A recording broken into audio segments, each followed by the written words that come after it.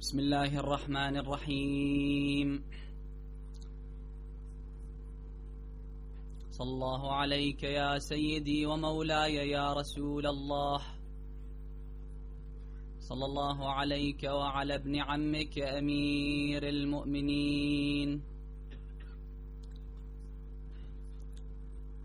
السلام عليك يا وارث آدم صفوة الله، السلام عليك يا وارث نوح نبي الله، السلام عليك يا وارث إبراهيم خليل الله، السلام عليك يا وارث موسى كليم الله،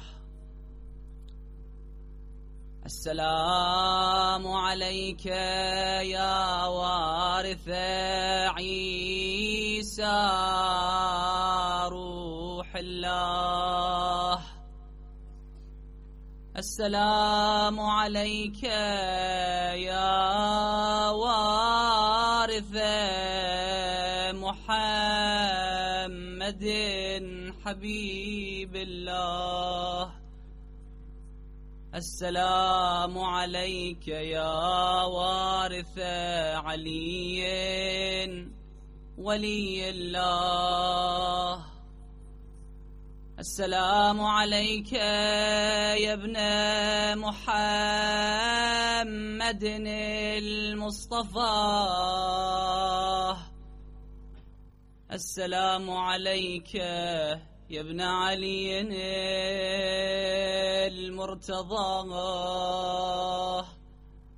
السلام عليك يا ابن خديجة الكبرى، السلام عليك يا ابن فاطمة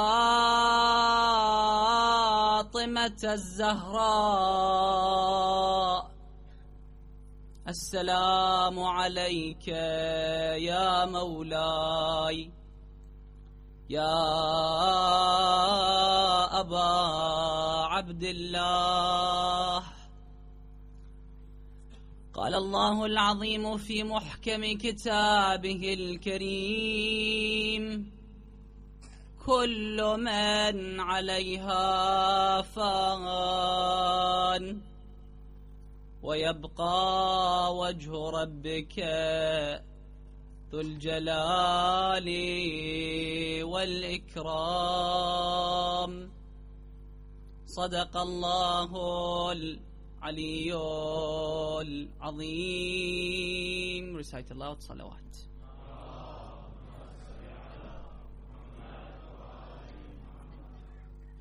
We all wish if we can live forever and evade death and become immortal beings. But based on experience and substantiated facts, we all know it's impossible. So what people are inclined to do is to seek partial immortality, to leave something behind that would make their name immortal, that would make people remember them. Some sought to build monumental structures that would make people remember them, like the Grand Pyramids in Egypt, or the Taj Mahal, or the Eiffel Tower in Paris. Or if you want something recent, the Khalifa Tower in Dubai. There is a prince in Sharjah, in the United Arab Emirates. He has a massive land. He carved his name in a way that can be seen from outer space. But all these efforts, all these attempts are futile and go down the drain. How many of you know the names of the pharaohs that are buried in the pyramids. I only know one, Tutankhamun, King Tut. And that's probably because he was the ruler of Egypt. They say he was the ruler of Egypt during Moses' time. So Musa takes the credit and not Tutankhamun. How many of you guys know the name of the prime minister that ruled England 100 years ago? Although all these people made big, extraordinary achievements and feats to be remembered after they die. Saddam Hussein, the ruler of Iraq, who ruled Iraq with an iron fist for 30 years. The people of Iraq thought he was invincible. 17 assassination attempts, and he wasn't killed. If you'd asked an Iraqi citizen during his rule whether Saddam will perish or he'll stay forever, they would say that he'll stay forever. But now we know he's ousted and he's no longer the president of Iraq. But back then, his pictures were everywhere, in every corner, in every house, even in the shrine of Imam al-Hussein alayhi salam. His pictures were published every day on every newspaper in Iraq, every single day. One of the things that Saddam did was build a big palace in the heart of Baghdad that oversees the Tigris River. So fancy, so majestic, and so big. To make sure that the foundation of his ruling will never crumble, and to affirm his authority, and to enforce his grip on power, he wrote his initials on every single brick. I don't know how many bricks is needed to build that castle, but every single brick bears the initials of Saddam Hussein. SH, SH, SH. Rest assured that in no time, 10 years, 20 years, the next generation, the generation after the next generation, when they go to his palace and see the initials, they wouldn't know that it refers to Saddam. It might stand for Saint Jose. Let me tell you why. About 12 days ago, I visited the shrine of Imam Musa ibn Ja'far alayhi salam and the shrine of Imam al-Jawad. They're buried together. And the only one missing there is Imam al-Rida, because the grandfather is Imam al-Kadhim and the grandson is Imam al-Jawad. But Imam al-Rida is buried in Mashhad. And this shows how much oppressed these people were. They're scattered. One brother is buried in Medina, the other in Karbala, the father is in Najaf, the grandfather in Baghdad, the grandson is in Baghdad, but the one in between, the link, is Imam al-Rida, who's buried in Khurasan. After I finished my ziyarah, as I was coming out of the shrine, I saw an inscription on the main wall before the entrance of the shrine that read, "This mausoleum was built during the era of the Grand Sultan, the son of the Sultan, the King, the son of the King, the Great, the son of the Great." A title about 2 lines long. At the end, the writing, the inscription, mentioned the name of the king of the time, Sultan Mahmud Qajar. I didn't even know he ever existed, let alone ruled over these countries and this region. No matter what we do, yes, the monumental structure might remain there, but the details will be forgotten. Why? For 3 main reasons. The first reason is the passage of time. The day and night cycle. أَنَا وَإِنَّ اللَّيْلَ وَالنَّهَارِ يُبْلِيَانِ كُلَّ جَدِيدٍ. The narration says. The day and night cycle and the passage of time will make everything decay and make everything be reduced to ruins. Will make everything grow old and old until everything dies. Every creature has to die. These three reasons or three causes are summarized in one verse in the Quran. Everything shall perish. وَيَبْقَى وَجْهُ رَبِّكَ ذُو الْجَلَالِ وَالْإِكْرَامِ كُلُّ مَنْ عَلَيْهَا فَانٍ.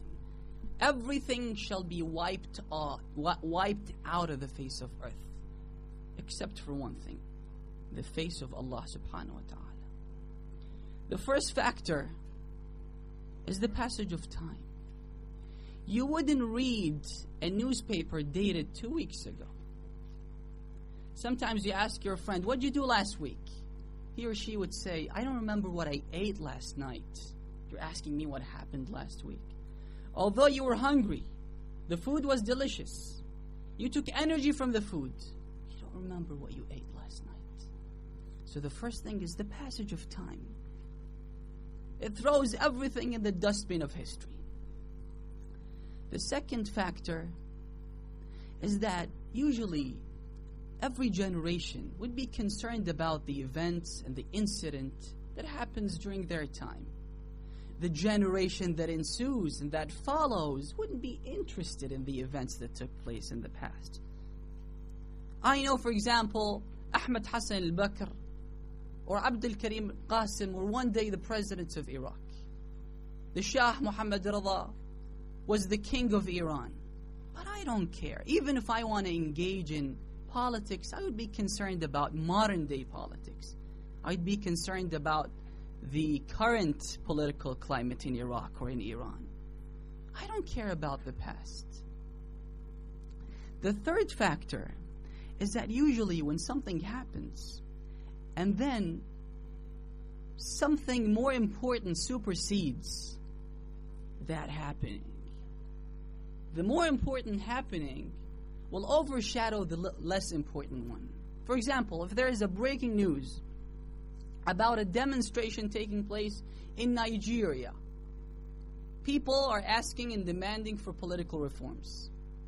And moments later, there is another news of waves of demonstrations hitting the Arab world, ousting leaders and presidents. This is much more important, so you would forget about the less important event. Now let's look at someone who wasn't a president or a king or a leader. He wasn't a political figure. All he was a spiritual leader of only 73 men and children and a bunch of women. He engaged in a battle with a massive army. It took the massive army half a day to categorically obliterate the small camp of Imam al-Hussein alayhi salam. Suddenly, the tragedy of Hussein, the name of Hussein, we realize is in the spotlight now.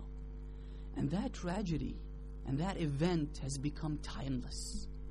It's not bound to time anymore. Although hundreds of years ago, it happened in Iraq, in the middle of Iraq, in the middle of nowhere. The battle took place between 3 villages in Iraq. But now it's both timeless and it's not bound by specific location. If you travel to the first prominent country after the international dateline, which is New Zealand, and go to the financial capital, Auckland, I've been there, I've resided there. During Muharram, in one center, over 1,000 people attend the program. And if you go to the last country and visit all these cities on the West Coast, North America, from Vancouver to San Francisco and Los Angeles, you would see people commemorating the tragedy of Imam al-Hussein. In the West, in the East, in the Northern Hemisphere, in the Southern Hemisphere, there are people commemorating the tragedy of Imam al-Hussein in Alaska. An Iranian scientist, he said that I was on a mission in Alaska. I saw an igloo with a black flag on that igloo. I went there. I saw a bunch of people that had gathered, congregated to recite the tragedy of Imam al-Hussein. A group of Iraqis, while climbing the Everest, they suddenly realized that it's Muharram, and they began to commemorate the tragedy of Ashura. How? Why? He was at odds with these three natural causes that would cause everything to decay. We forget about things that happened during our lifetime, and yet we tend to relive the experience of Ashura and Muharram as if it happened today and in this country. Why and how? He was at odds with these three factors. First of all, the passage of time. For cry out loud, it happened 1,317 years ago. That's ancient history and not even modern history. All these years does not separate between us and Hussein. The second factor is the generation that witnessed the incident. They all died and perished. 44 generations later, we come to this place to congregate and listen to the saga of Hussein. And rest assured, if 1,000,000 generations later, people will come, and this will only add to the intensity and to the zeal of the commemoration of Ashura. And the third factor, lots of important happenings took place in history after Ashura. The First World War, the Second World War. After the Second World War, the battles that took place claimed the lives of over 100 million people. In terms of casualties, the numbers of people that were killed in Karbala was insignificant compared to the extraordinary numbers of casualties that died afterwards in many battles. But he continues to live. And he was at odds with other factors that are not always present to destroy other things in history. For example, he was the number one figure sought after by all tyrants. In fact, every tyrant that assumes power suddenly feels that he is threatened by Hussein, as if Hussein is there to take away his position and overthrow him. That's why every tyrant... Can I ask the brothers to please come forward a little bit to please recite aloud salawat.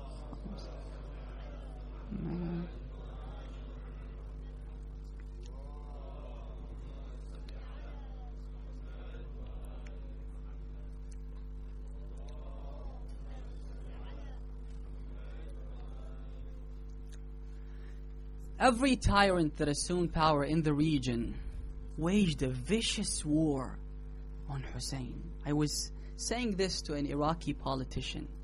I said this happened in the past and will happen in the future. Initially, what you'll do is limit the influence of Hussein. Try to regulate the ziyarah and the azadari. But eventually, you will wage an all-out war on Hussein. He said, us. He said, we oppose Saddam's rule because of Hussein. It's impossible. We won't do this. I said, if you're a tyrant, if you're an oppressor, if you're a despot, then ultimately, inevitably, you'll wage an all-out war on Hussein. He said, that's impossible. Well, we're the lovers of Hussein. I said, exactly. That's what Bani al-Abbas said. In fact, they became victorious over the Umayyads because of Hussein. Their slogan was إِلَى الرِّضَى مِنْ آلِ Muhammad. Let's please Al Muhammad, the progeny of the Prophet. And they began to wear black turbans, which is a sign of sorrow for the tragedy of Imam al-Hussein. The Kaaba, which was covered by different cloths of different colors, they changed the curtain and made it black for Hussein. But eventually, what did the Abbasis do? If we look at the way Imam al-Hussein was murdered and massacred, we can grasp the amount of hatred and venom his enemies had for Hussein and their intention and their aim. Their aim wasn't only to kill Hussein and to get rid of him. Their aim was to obliterate Hussein, eradicate his name. First of all, they killed him in a vicious way. Then they stomped over his body with horses to sever it into pieces. And then they separated the head from the body. Then they burnt the tents. And they also demolished the houses of the Hashemites in the holy city of Medina. And they paraded the women and children in the Muslim empire in 40 different cities. Why? To make sure, first of all, everyone takes part in the celebration of murdering Imam al-Hussein. And secondly, to feel that they have defeated Imam Hussein. And one of the things that they did was, it was a tragic day, the day of Ashura. But the Ziyarah tells us that the Umayyads tried to make the day of Ashura a happy occasion so that everyone would celebrate, everyone would be happy. And they fabricated a hadith and attributed them to the Holy Prophet, saying that this is a happy day, let's celebrate and let's forget about Hussein and his tragedy. Let's forget about that. And this is one of the things that Saddam did. Saddam organized weddings and happy things on the day of Ashura, and he ordered people to go and get married on the day of Ashura and celebrate in the holy city of Karbala and drive around the mausoleum of Imam al-Hussein in the holy city of Karbala in Ashura. And he thought people will forget. This was their aim. And then after Imam al-Hussein was killed, a new chapter started. They waged an all-out war on Hussein's name. His name was prohibited. His remembrance was banned. And visiting his shrine was a heinous crime. They waged an all-out war on the burial site of Hussein. You all know what Mutawakkil al-Abbasi did. He demolished the grave 17 times. 17 times. They even tried to flood the grave so that his corpse would drown in the river. And this has happened in history. They did this to Zayd ibn Ali. And this happened to Ahmad ibn Hanbal. It wasn't intentional, but the river Tigris River, drowned the body of Ahmad ibn Hanbal. He's buried in Baghdad, in the vicinity of Abu Hanifa, who's also buried there. He's got a mausoleum. But Ahmad ibn Hanbal, no one visits him. Although he is the founder of the Hanbali sect, but because his grave is part of the river now. And that's what they tried to do for Hussein. Or if we look at modern history, what did Rida Shah do? He banned all the majalis. Commemorating the tragedy of Imam al-Hussein was outlawed. And then what did Saddam do? Saddam, initially he said it's banned. It's banned because the grave of Hussein became a source of inspiration for millions of people. But eventually he began to kill anyone that dares to visit the grave of Imam al-Hussein. A father showed a paper, the sentence that was issued, the verdict that was issued against this man's son. He was executed for 2 reasons. The main reason was visiting Hussein, and the second reason was he doesn't say salam to the Ba'this. And one of the things that Saddam did was kill most of the speakers, most of the people that recited the tragedy of Imam al-Hussein. People like Sheikh Abdul Zahra al-Ka'bi. He is famous for his recitation of the saga of Imam al-Hussein with a very sad tone. Saddam poisoned this man. Although all he did was recite the tragedy of Hussein. But he felt threatened. Another speaker who is still alive, he's a friend of mine. He said that I used to recite the tragedy of Imam al-Hussein. One day, I received lots of threats from the government. I didn't pay attention. One day I was summoned by the chief intelligence officer in Karbala. I went there. He greeted me respectfully, and then he said to me, "Sheikh, do you want to drink tea?" He said, "I knew from before that one of the methods Saddam uses is poisoning, especially speakers. So I ate half a bucket of yogurt. That would probably make the poison less effective. So I went there. He said, do you want tea? I said, no, I'm okay. I just had a cup of tea. He said, okay, do you want orange juice? I said, no, I'm fine. He said, then bring the sheikh a cup of coffee. I said, no, I'm fine. He said, no, bring him coffee. He said to me, come on, drink the coffee. I said, no, I'm okay. He said, no, drink the coffee, please. I said, no, I'm okay. He said, you have to drink the coffee. I didn't know what to do. Two people helped me, and then they forcefully made me drink the coffee. He said, kick him out. They kicked me out. They threw me in a car, and then they drove me to my house, kicked me out of the car, and I was feeling dizzy. I was about to faint. I crawled to the door. I was able to knock the door, then I felt unconscious. I fell unconscious. These are the things that happened to the lovers of Hussein, to the people that recited the tragedy of Imam al-Hussein. This is how fierce the enmity and the animosity against Hussein was. But Imam al-Hussein survived. He not only survived, the more they tried to extinguish his light, the more it began to shine. Because it was a promise made by the Prophet of Islam. Lady Zainab mentioned this in the presence of Yazid. La wallah lan tamhuwa dhikrana. You won't be able to obliterate our remembrance. You won't be able to do that. I mean, now we understand what she meant, but back then, Yazid ruled. Yazid was everything. How could Lady Zainab say this? How can she predict this? Of course, the message of the Prophet of Islam was passed on to her. She knew it was a promise from Allah subhanahu wa ta'ala. But to say this in front of Yazid, I remember one day, I visited the shrine of the 3-year-old daughter of Imam al-Hussein in Sham, in Damascus. And then I went to see the graveyard of Muawiyah and Yazid. I don't know if you've been to that place, but it has been reduced to ruins. It's scary. It feels like it's haunted. So as I was looking at the grave, I saw a Palestinian woman who was standing by the grave. I said to her that, don't you see the contrast? The 3-year-old daughter of Hussein, look at the nice mausoleum.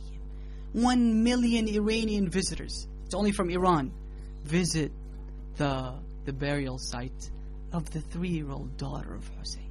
But look at Muawiyah's grave. Where is Yazid? Allah subhanahu wa ta'ala says, فَهَلْ تَرَى لَهُم مِّن بَاقِيَةٍ. If we want to wipe out an entire nation, we can. And you won't even see their remnants. Where are the Incas, the Mayas, different civilizations? If you look at the map of Saudi Arabia, there's a place called the Empty Quarter. Absolutely empty, filled with sand. Nothing can be built there. According to history, the nation of Hud used to live there. But because of their sins, Allah subhanahu wa ta'ala destroyed them. You don't see a sign of these people. That's it. فَهَلْ تَرَى لَهُم مِّن بَاقِيَةٍ. Do you see any sign, any resemblance, anything that indicates they were here one day? Absolutely not. So she gave a very beautiful response, this Palestinian woman. She said to me, وَكَذَلِكَ نَجْزِي الظَّالِمِينَ. And this is how we punish oppressors. This is how we punish oppressors. Now how come Imam al-Hussein became immortal? Why? For 3 main reasons. The first reason is that because Imam al-Hussein represented all the values that come to your mind. He is the epitome of virtues and values. And one of the reasons that he is immortal is because of you. You love loyalty. That's why you love Abbas. You love bravery. We all can relate to bravery. That's why you love someone that charges at 6,000 soldiers guarding the riverbanks. Hussein ibn Ali. You admire steadfastness. That's why you honor Zainab. Imam al-Hussein has become a synonym to virtues and values. And these virtues and values are universal. Everyone can relate to them. That's why thousands of people board the Ark of Hussein every year during Muharram. either by embracing his message, converting to Islam, or becoming religious and following in the footsteps of Hussein. And the second reason is because the struggle between the evil forces and the good forces began from the day Allah subhanahu wa ta'ala created Adam. And this struggle exists within us, within ourselves. That's why we can relate to the battle of Imam al-Hussein on the day of Ashura, because he was the perfect and absolute manifestation of the struggle between absolute good against absolute evil. And the third reason is because Imam al-Hussein sacrificed himself and everything that he had for Allah subhanahu wa ta'ala. That's why his blood becomes the blood of God. We recite in the ziyarah, Assalamu alayka ya thar Allah. Peace be upon you, O blood of God. How? Let me explain. Let me give you a few examples. Salih and his nation, Allah subhanahu wa ta'ala speaks about them in the Quran. He says, كذبت ثمود بطغواها إذ انبعث أشقاها فقال لهم رسول الله ناقة الله. The Prophet of God, Salih, says to his nation that this is the she-camel of God, attributes the she-camel to Allah subhanahu wa ta'ala. Why? Because it's a sign of God, an indication that God exists, because it was a miracle. Naqat Allah, the animal, becomes the she-camel of God. Another example, Allah subhanahu wa ta'ala speaks about the camel, not a specific camel, but any camel that is sacrificed on the day of Eid, the Eid al-Adha, during Hajj. Allah subhanahu wa ta'ala says, وَالْبُدْنَ جَعَلْنَاهَا مِنْ شَعَائِرِ اللَّهِ. The camel that you sacrifice in Hajj during the Eid is a sign from Allah subhanahu wa ta'ala. Or the Kaaba. Does God live in the Kaaba? No. But Allah subhanahu wa ta'ala says, وَالْكَعْبَةَ الْبَيْتَ الْحَرَامِ. It has been sanctified because it's ascribed to God. It's attributed to Allah subhanahu wa ta'ala. That's how it becomes holy. Isn't the tawaf also sanctified? Doesn't the tawaf remind you of Allah subhanahu wa ta'ala? It does. But Allah subhanahu wa ta'ala only mentions few examples. And Imam al-Hussein that sacrificed everything. وَبَذَلَ مُحْجَتَهُ فِيك. He gave the blood of his heart for you, O Allah subhanahu wa ta'ala. When his son Ali al-Asghar was killed, he said, Ilahi, O God, if this satisfies you, then take as much as you want. And now that his blood is the blood of Allah subhanahu wa ta'ala, nothing can extinguish the light of God. Nothing, absolutely nothing. And the more they fight against Hussein, the more they wage wars against Hussein, his light will beam and shine evermore. Imam Zayn al-Abidin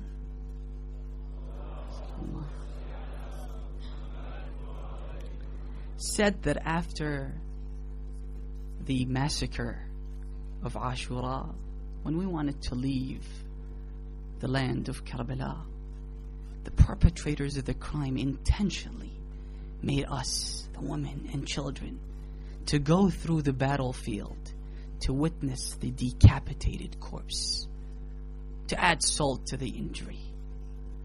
So he said, as we were about to leave, when I began to see the corpses of my brothers, my uncles, and my father, Hussein, you know how hard it is?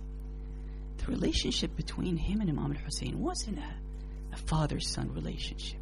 Although, if it was only a father-son relationship, this would have been enough. But Hussein was Waliyullah, Aminullah fil ard. Allah subhanahu wa ta'ala entrusted him to be the custodian of his religion.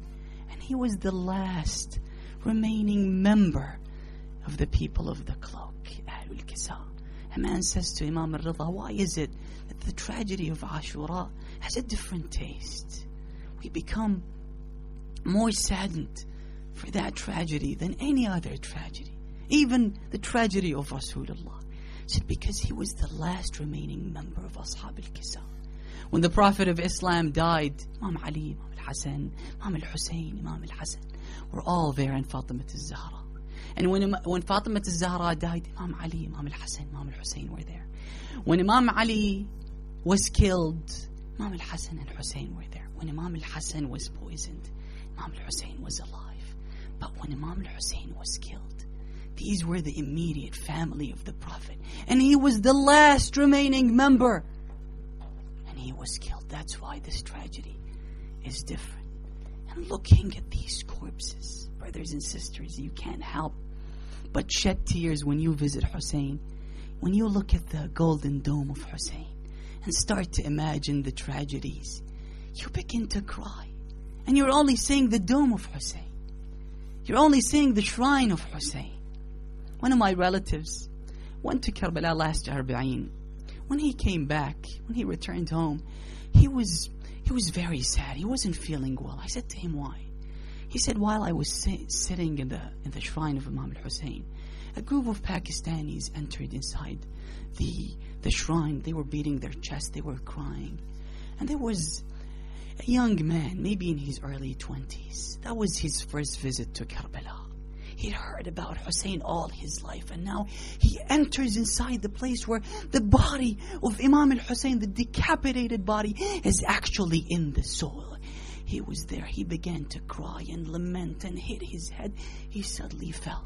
Now I was near him. I placed his head on my lap. He surrendered his soul. He died only because he saw the shrine of Hussein. Let me give you another example. Sharif al-Radi was one of our scholars. He used to live in Baghdad, and he didn't go to Karbala. He was once asked by his friends to visit Imam al-Hussein. He said, I can't come and imagine the tragedy. I just can't. I can't handle seeing the dome of Imam al-Hussein. So they insisted. He went to Karbala. From far, when his eyes fell on the dome of Hussein, he began to recite, كربلاء لا زلت كربا وبلاء. Karbala, you remain the abode of tragedies and calamities.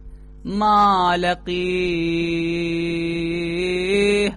عندك آل المصطفى. What happened to the tragedy of the Prophet in this land? You tell me, O Karbala. كم على تربك لما صرعوا. After they were killed, so much blood was shed, so much tears were shed in this land. من دم سال ومن دمع جرى يا رسول الله لو عاينتهم. O Rasulullah, if you were there to see them, يا رسول الله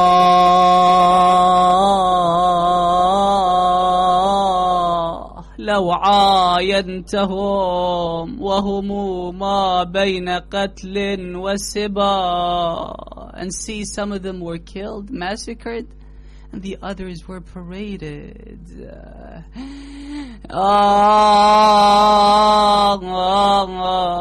man was standing beside the Sayyid Sharif al-Radi. He heard the poem. He went straight back to Baghdad to inform his brother Sharif al-Murtada.